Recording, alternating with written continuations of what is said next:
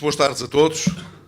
Quero agradecer ao engenheiro Santos Novaes ter promovido esta possibilidade de trocarmos aqui hoje impressões, não apenas sobre Barcelos, mas sobre o que se passa no nosso país, o que se passa na nossa economia, o que precisamos de fazer para poder ir mais longe e para poder encarar o futuro com mais confiança, com uma expectativa positiva maior do que a que temos hoje. E agradeço também ao engenheiro José Manuel Fernandes, que é o presidente do PSD aqui no distrito de Braga e que tem, como todos sabem, desempenhado funções já há uns anos a esta parte, com grande relevo no Parlamento Europeu e que tem dedicado também a esta dimensão, à dimensão do investimento, das oportunidades económicas, uma atenção relevante e que tem sido importante para a Europa no seu conjunto e também para Portugal, assim nós saibamos aproveitar bem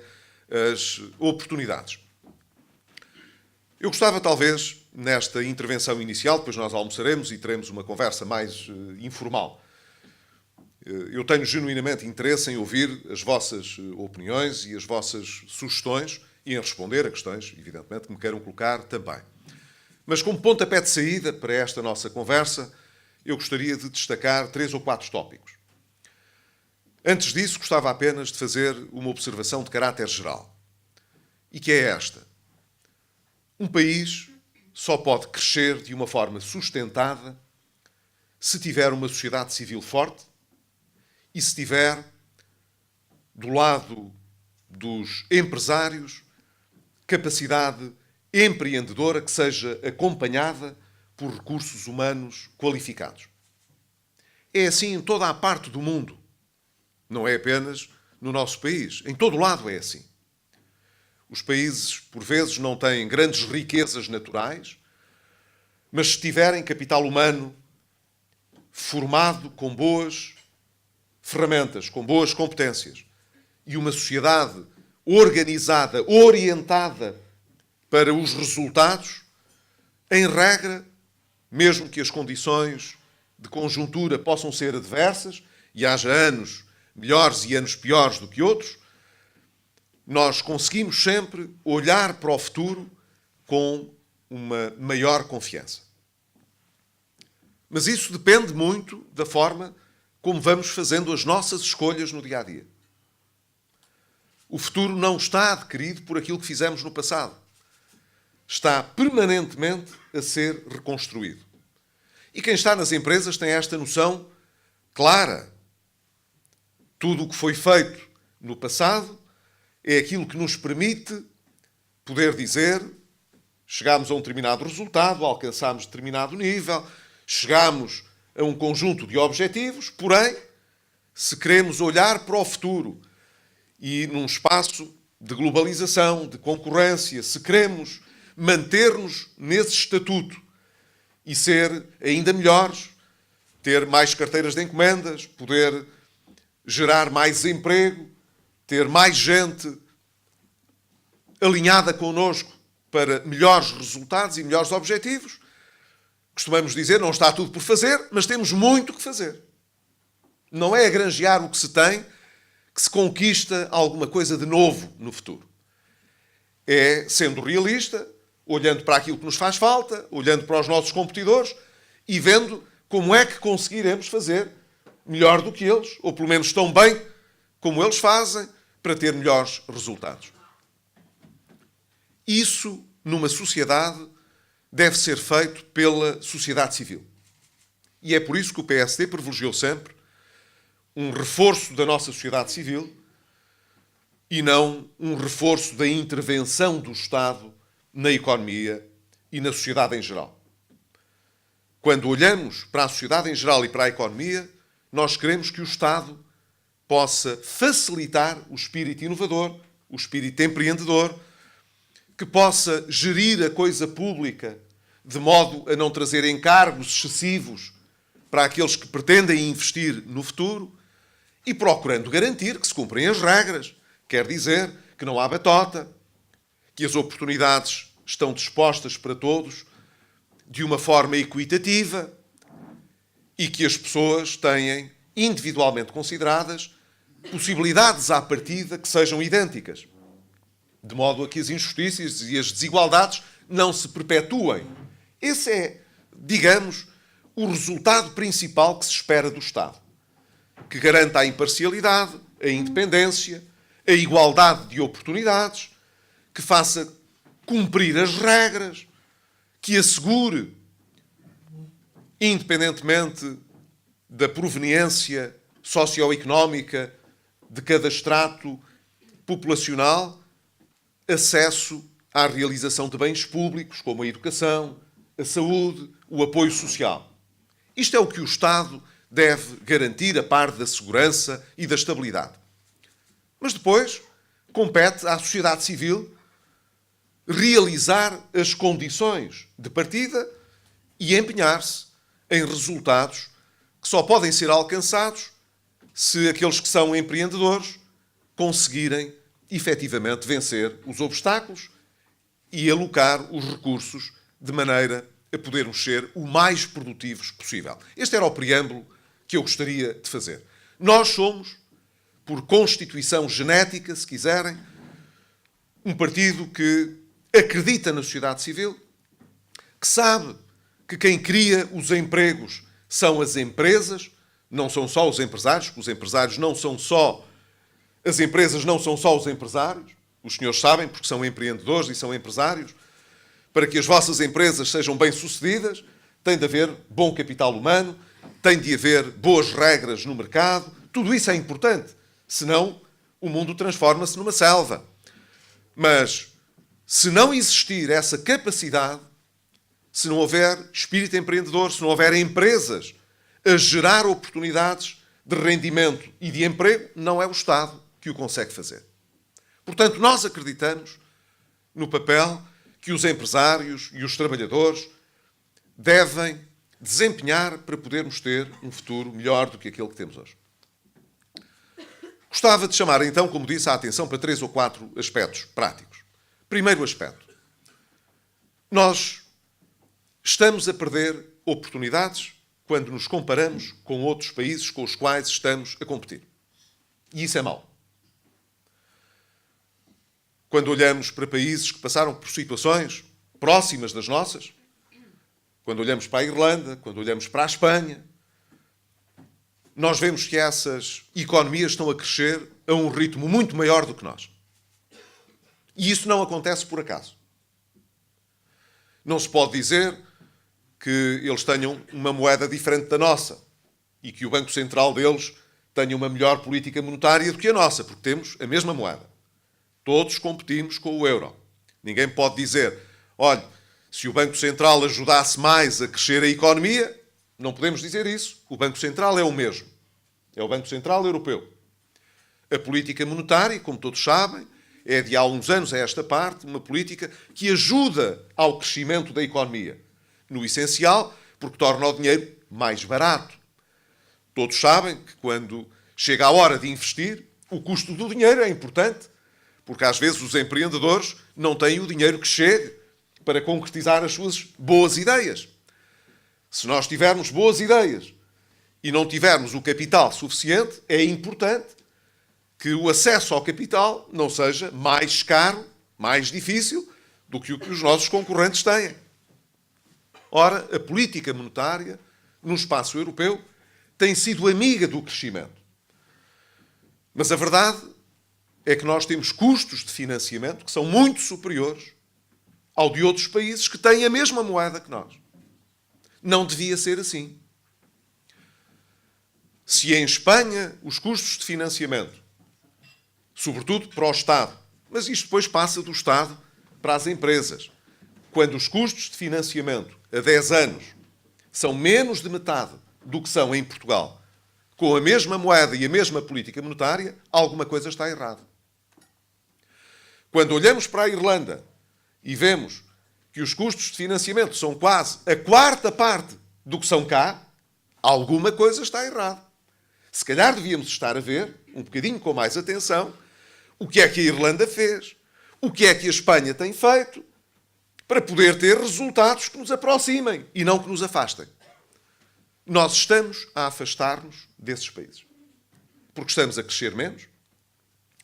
Estamos a crescer menos em grande parte porque há muito menos investimento cá.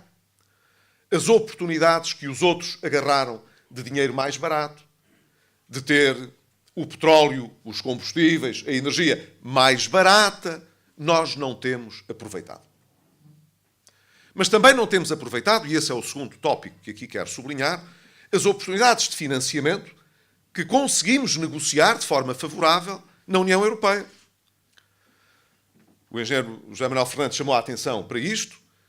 Nós, quando saímos do governo em 2015, tivemos um nível de execução do Portugal 2020 superior àquele que o governo atual conseguiu no último ano.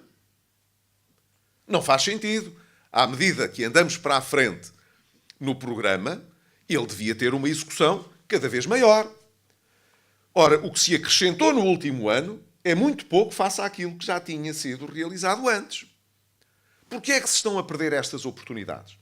Não se pode dizer que era por causa do governo anterior. O dinheiro estava lá, o programa estava lá. É verdade que nós, com o ano das eleições, não tivemos tantas oportunidades para executar tanto quanto desejaríamos.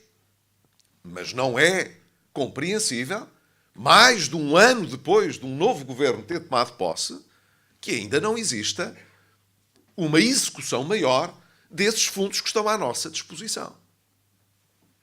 Terceiro aspecto.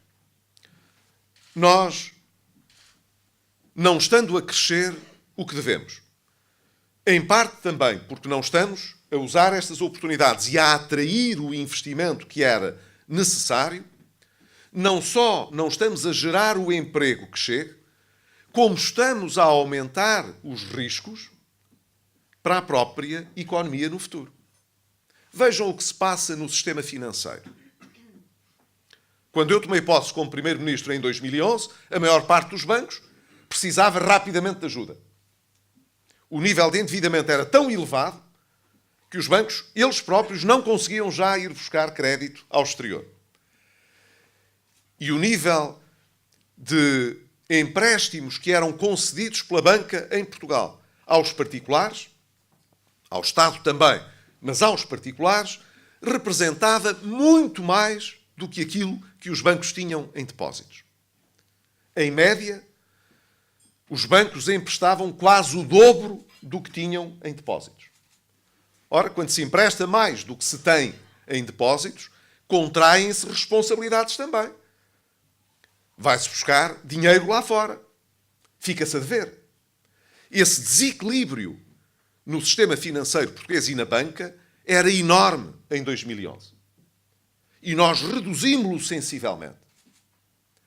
De tal maneira que passámos para um rácio de transformação de depósitos, é o nome próprio, de aproximadamente 100%. Quer dizer, o que os bancos emprestam está coberto pelo dinheiro que têm em depósitos. Não parece um mau princípio. O problema está em que os bancos também precisam que aqueles a quem emprestam lhes possam pagar os empréstimos que são feitos. Ora, sempre que uma economia cresce menos do que o necessário, aqueles que contraem responsabilidades têm mais dificuldade em assumir o cumprimento dessas responsabilidades. E isso está bem espelhado naquilo a que se chama o crédito mal parado. Quanto mais cresce o crédito mal parado, mais dificuldade os bancos têm em ter lucros, por um lado, e em poder emprestar melhor para o futuro. Ora, o crédito mal parado tem vindo a aumentar porque a economia tem estado a crescer menos do que aquilo que deve. Claro que o governo gosta de contar uma outra história. E está sempre a desculpar-se com o passado. Se eu tivesse feito isso, não tinha feito nada enquanto estive no governo. A situação que nós herdámos nos bancos em 2011 era um desastre. A situação que deixámos era incomparavelmente melhor. Mas ainda assim, o governo atreve-se a dizer que o problema nos bancos foi deixado pelo governo anterior. Mas isso não é verdade. A situação na banca está a agravar-se porque a economia está a crescer menos do que crescia em 2015. E quanto menor for a perspectiva, ou mais modesta, for a perspectiva de crescimento no médio prazo, mais problemas vão existir nos bancos, mais problemas vão existir na economia. E nós gostaríamos que fosse ao contrário. O que nós queremos é que para a frente as coisas tenham sempre uma perspectiva mais positiva e não menos positiva. Mas isso depende das ações que se tomam e das decisões que se tomam. O governo, em particular, decidiu cortar o investimento público em mais de 25%, quase 26%, o ano passado. Dir-se-á, nem todo o investimento público é virtuoso, com certeza. Infelizmente, enquanto estive no governo, também não tive a possibilidade de investir tanto quanto desejaria. Ainda assim, se porventura tivéssemos investido tão pouco do dinheiro público, seria uma gritaria enorme, já foi uma gritaria tão grande, por não ter investido tanto quanto aqueles que hoje apoiam o governo achavam que era preciso fazer. Como é possível, então, que hoje, que a responsabilidade do governo é deles, se reflita em níveis de investimento público significativamente mais baixos do que nós tínhamos em crise e quando havia pouco dinheiro? Alguma coisa aqui não está bem. Claro que nós sabemos porque é que isto acontece. O investimento público foi sacrificado, da mesma maneira que muitos cortes foram feitos cegamente na despesa do Estado para que o nível do déficit pudesse ser cumprido. E eu digo-vos aqui, com a experiência que tenho do governo, ainda bem que o governo cumpriu a meta do déficit, porque se não tivesse cumprido, então era pior. Mas a razão porque ele esteve em risco e a razão porque foi preciso cortar no investimento público, cortar em despesa pública importante, nomeadamente na área social, foi a mesma que esteve na base do governo ter adotado tantas medidas extraordinárias de regularização de dívidas, de reavaliação de ativos nas empresas, medidas extraordinárias que permitiram que o objetivo do déficit fosse alcançado. Qual foi essa razão? É que o Estado decidiu aumentar a sua despesa corrente. Para quê? Para pagar mais depressa as compensações salariais. Foi isto. Isso custou mais impostos indiretos, faz que hoje as pessoas que metem combustível nas suas viaturas, seja para efeitos particulares, seja para as suas empresas, tenham de pagar significativamente mais do que se paga em Espanha ou do que se paga na Irlanda. Todos sabem, se as empresas pagarem mais e tiverem mais custos, os produtos ficarão mais caros. Vender-se-ão menos. É assim, somos menos competitivos.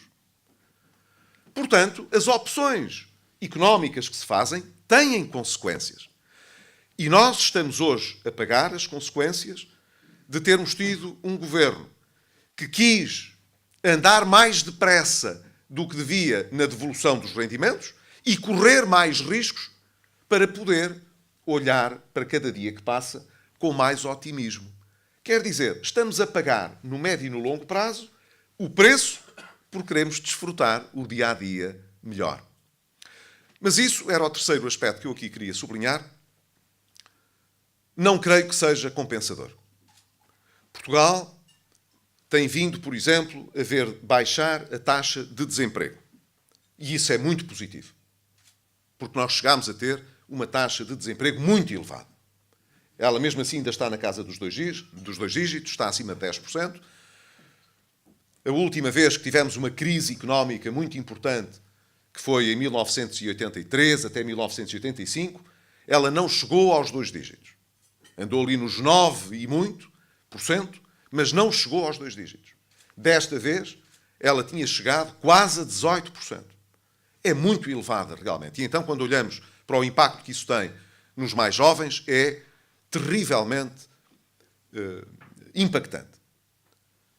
Nós precisamos de baixar a taxa de desemprego. E ela tem vindo a baixar paulatinamente desde 2013 até agora. E isso é muito positivo. Mas a capacidade para gerar emprego tem vindo a diminuir. Sabem que as pessoas, quando saem do desemprego, não é só porque tenham adquirido emprego. Muitas delas é porque se aposentam. Saem da atividade. Nós temos vindo a ver a população ativa a diminuir. Ou porque há pessoas que vão para a reforma, que se aposentam, ou porque há pessoas que continuam a emigrar e a sair do país. É assim. E deixam de contar para a nossa estatística cá. E isso faz que a taxa de desemprego baixe.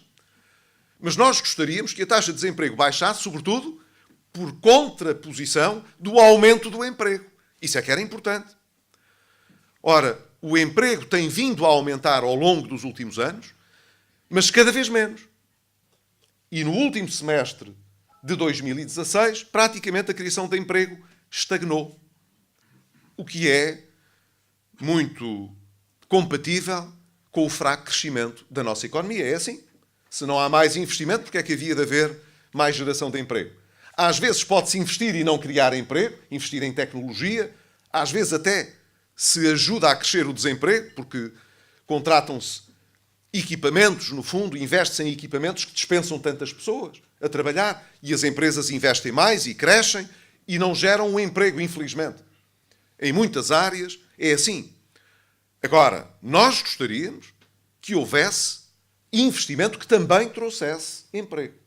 Mas para isso tem de haver investimento, tem de haver confiança, o custo do dinheiro não pode ser muito mais caro, os custos de contexto não podem ser muito maiores do que nos nossos competidores. Quer dizer, nós que soubemos que em 2011 tivemos um problema sério de financiamento que conduziu a um problema sério para todo o país. E sabemos qual foi a origem desse problema. A origem desse problema foi porque não éramos suficientemente competitivos e acumulámos demasiadas responsabilidades. Queremos ou não queremos fazer de outra maneira para o futuro? Temos de querer. Temos de olhar para o longo prazo e não voltar a repetir os erros do passado. Mas para isso, falta completar o que nós não conseguimos fazer, que foi levar mais longe a reforma do Estado. Isso é essencial. Fizemos muita coisa na reforma do Estado, mais do que aquilo que se pensa. Mas essa foi, manifestamente, a área que era preciso prosseguir e que nós nos propunhamos prosseguir se estivéssemos no governo. Nós precisamos de agilizar mais os procedimentos. Não quer dizer que o Estado não deva verificar as regras. O que não podemos é ter processos para decisão de investimento que duram 6, 7, 8, 9 anos. Porque o licenciamento é muito complicado. Porque entre o nível municipal e o nível regional da administração pública desconcentrada do Estado, as coisas são tão complexas e tão difíceis que demoram tempo demais a concretizar-se. Nós não podemos esperar por ciclos de decisão de investimento tão largos como aqueles que muitas vezes ainda temos. Nós simplificámos muito, mas é preciso ainda ir mais longe. Nós encurtámos os tempos na lei, os tempos de resposta da administração, mas eles ainda são, na prática, muito pouco respeitados. E, portanto, a administração ainda leva muito tempo a responder às coisas. Nós precisamos de ser mais ágeis. Quando não somos, há alguém lá fora que toma o nosso lugar. E isso é mau para Portugal, porque custa emprego a Portugal, custa capital a Portugal, custa empresas a Portugal, e isso é mau. A última nota que queria deixar, assim de pontapé de saída, é esta. Hoje nós não temos nenhuma dúvida do papel que a inovação desempenha nas nossas economias. Porquê? Porque fazer muito mais do mesmo não significa fazer melhor do que os outros. Nós podemos ter um processo de responder em mercado àqueles que procuram um determinado produto ou um determinado serviço, oferecendo, disponibilizando produto e serviço mais depressa e em maior quantidade. Mas, se houver possibilidade de nos ajustarmos melhor às necessidades que os consumidores têm e que o mercado tem, estaremos a garantir o nosso sucesso por mais tempo. Temos de mudar processos para ser mais produtivos e ajustarmos melhor a nossa resposta às exigências dos consumidores. É assim. E hoje em dia, no mercado mais global, isso é essencial. Dirão que isso não é tudo. Não é tudo. Nós podemos ter economias, e temos no mundo, que crescem mais do que a nossa e que são profundamente desiguais. Concentram cada vez mais riqueza em meia dúzia e deixam cada vez mais pessoas insatisfeitas. E desde que haja sociedades democráticas, quanto mais pessoas insatisfeitas existirem, não interessa que haja riqueza a ser acumulada. Se ela não estiver relativamente distribuída na sociedade, as pessoas estarão descontentes e mais dia menos dia, quem faz dinheiro deixa de o fazer. É assim. A não ser que garanta sociedades que não sejam democráticas. Mas esse não é, evidentemente, o nosso modelo de sociedade. Até porque as sociedades que não são democráticas não só não têm os mesmos níveis de bem-estar e de progresso, como são sociedades que tendem a ser ainda mais profundamente injustas. Portanto, a nossa opção não é essa. Mas alguém tem dúvidas de que, para se poder ser mais justo, é preciso também saber gerar condições que nos permitam distribuir melhor? Eu acho que isto não tem grande discussão. Costuma-se dizer, casa onde não há pão, todos ralham e ninguém tem razão. E é assim de facto. Se nós queremos sustentar a sociedade com segurança que Portugal tem, se quisermos continuar a financiar um sistema de saúde que é de primeiro mundo, apesar dos problemas que nós temos um sistema de saúde de primeiro mundo. Ninguém precisa de ir a mais lado nenhum se precisar de fazer um transplante que está na vanguarda do que a ciência pode oferecer. Nós temos cá.